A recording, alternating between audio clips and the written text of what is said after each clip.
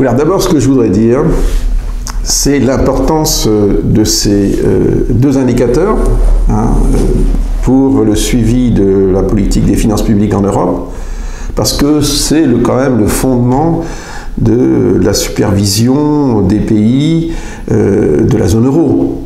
Parce que s'il y a eu la zone euro, s'il y a une monnaie unique, c'est qu'il y avait des garanties de bonnes finances publiques. Et donc ces deux indicateurs sont très importants. Je crois qu'on y reviendra un peu plus tard sur l'état de la France en matière de finances publiques et par rapport à ces deux indicateurs, mais je souligne d'abord leur importance. Alors leur définition, d'abord il ne faut pas confondre déficit et dette. Déficit, c'est simplement quand on dépense plus que l'on a de revenus.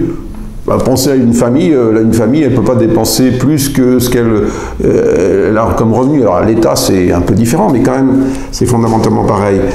Et la dette, c'est pas la même chose que le déficit. La dette, c'est le cumul des déficits passés, grosso modo, dans une définition simple.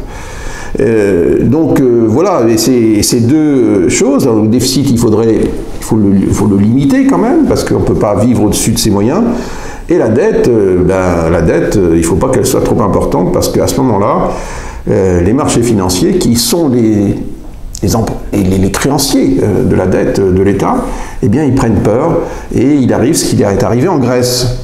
Et mon livre commence par la crise grecque, et il ne faudrait pas que cette crise se renouvelle. Voilà.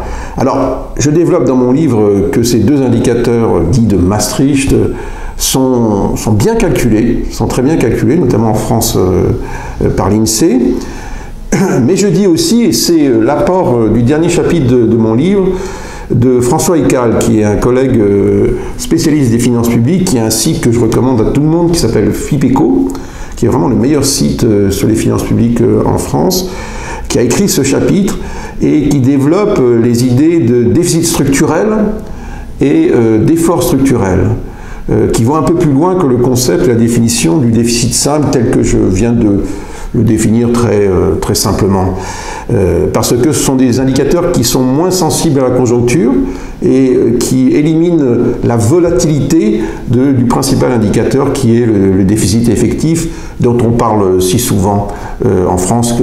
On vient de dire là que la France est passée en dessous de 3%, donc est sortie de la procédure de déficit excessif, mais on reviendra sur la situation de la France un peu plus tard.